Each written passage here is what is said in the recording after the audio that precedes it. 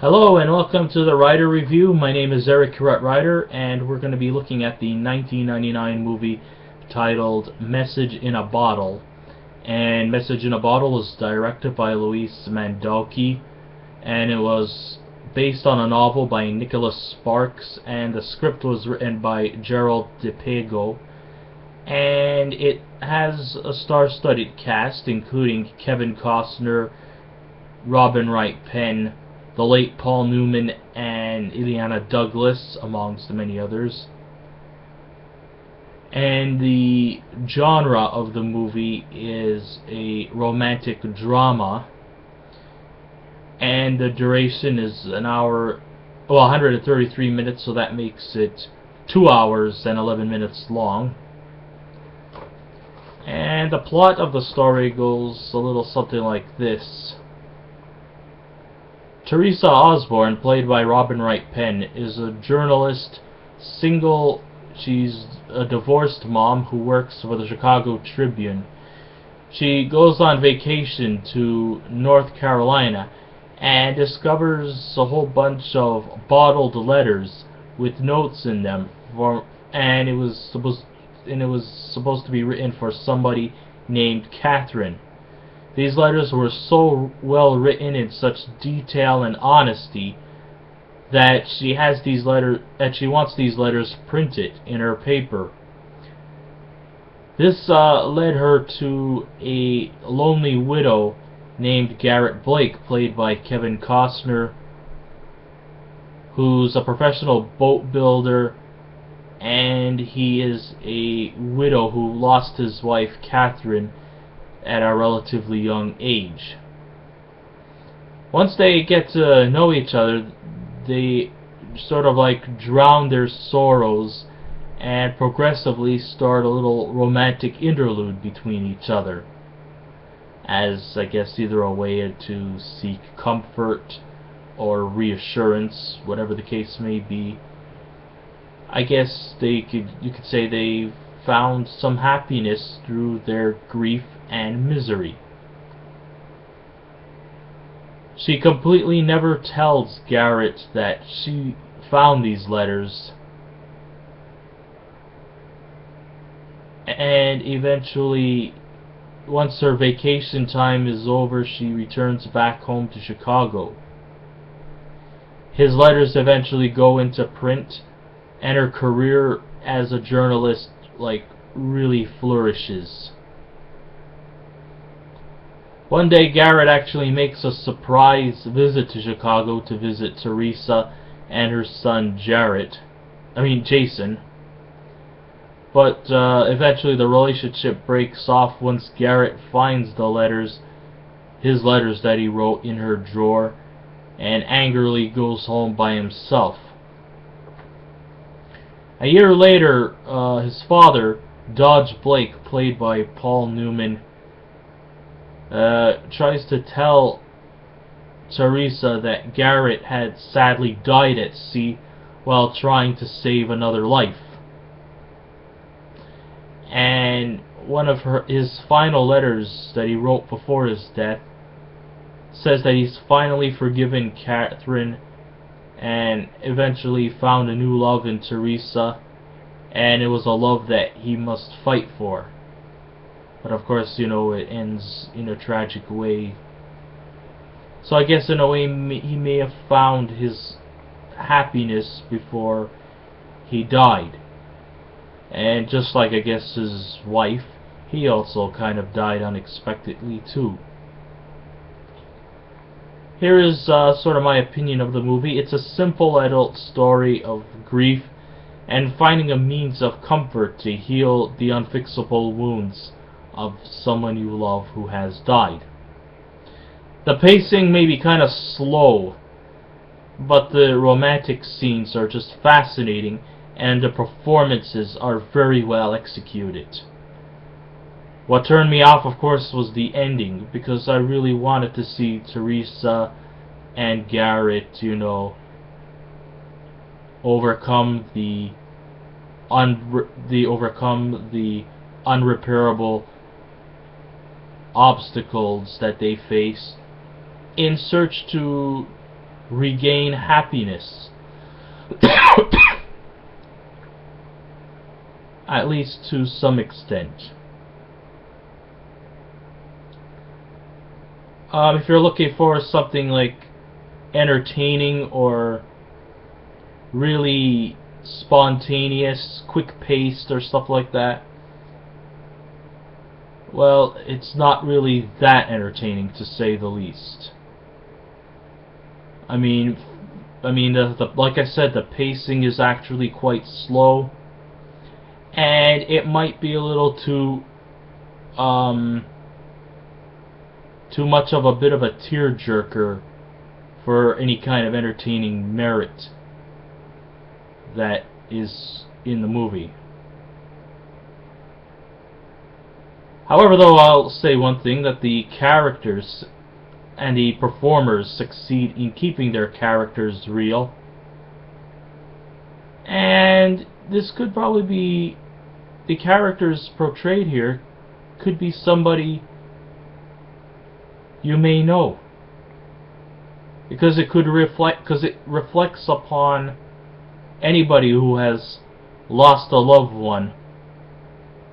And you get to sort of experience what's it like to have a missing part of your life go away from you so quickly, so rapidly, so unexpectedly.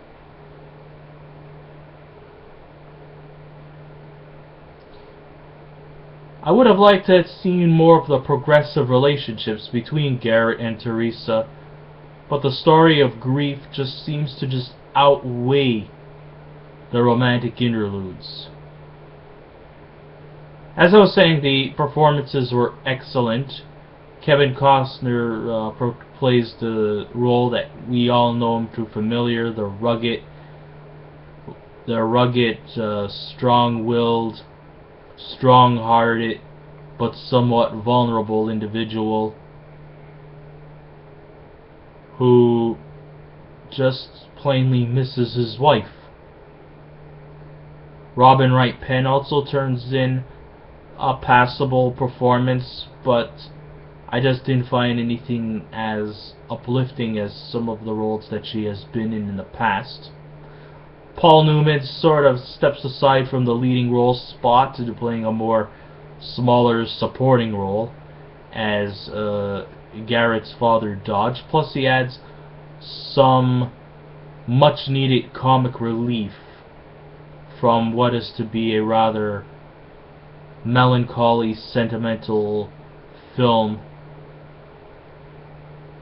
and it kind of refrains from being like an emotional tearjerker.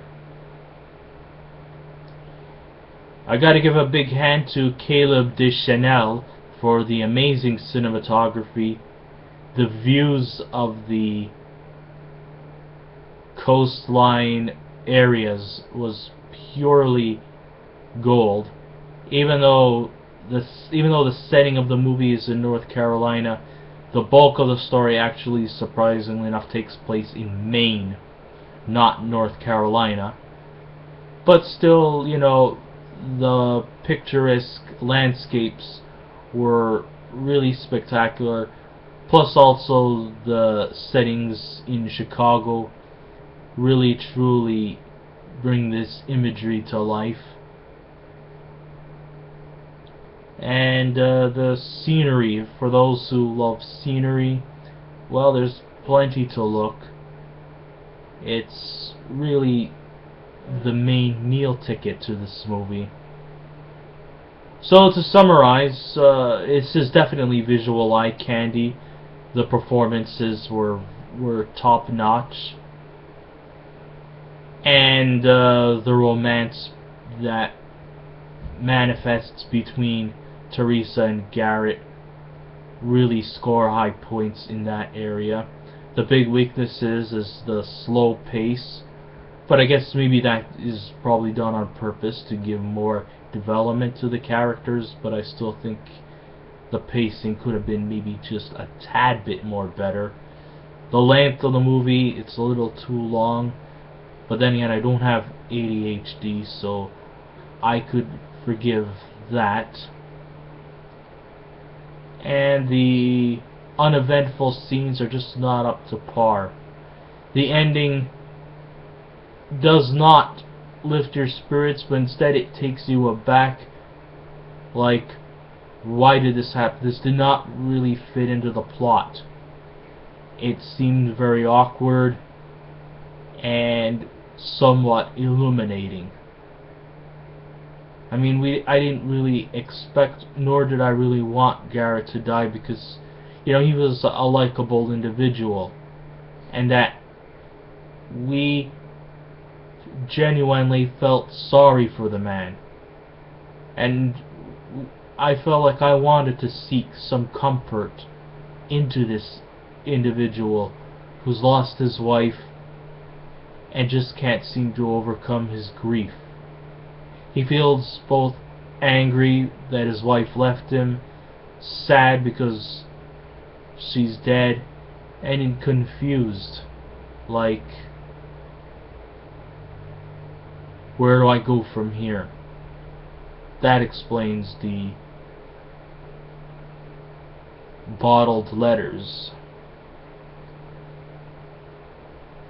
So, you know, I'll say that this was not a terrible film, but I still don't think it's up to par with many other classics. I mean, Kevin Costner has done far better movies, like The Untouchables, Dances with Wolves, Silverado, The Postman, and of course, you know, he's done a few duds too over the years, but the ones that I mentioned are his top performances. This one was kind of middle of the road. I don't think it's fair that he was given a Razzie for his efforts, because I don't think he went that far as to have a bad performance. He did well, just not, like, extremely well. So this kind of draws to my conclusion here of the movie Message in a Bottle. If I was to rate it, I would give it a 6 out of 10. And would I recommend it to people? I guess I could. But, you know, it's a good movie to, you know, like, cuddle up to a friend. But just don't be entertained, because there's no entertainment value. It's a tearjerker, so bring a tissue box. And I'll leave you at that, you know. So thank you for listening. Please write to me, and, you know, be polite about it. And I hope to read some of your comments. I thank you very much, and have a good evening to all my fans out there.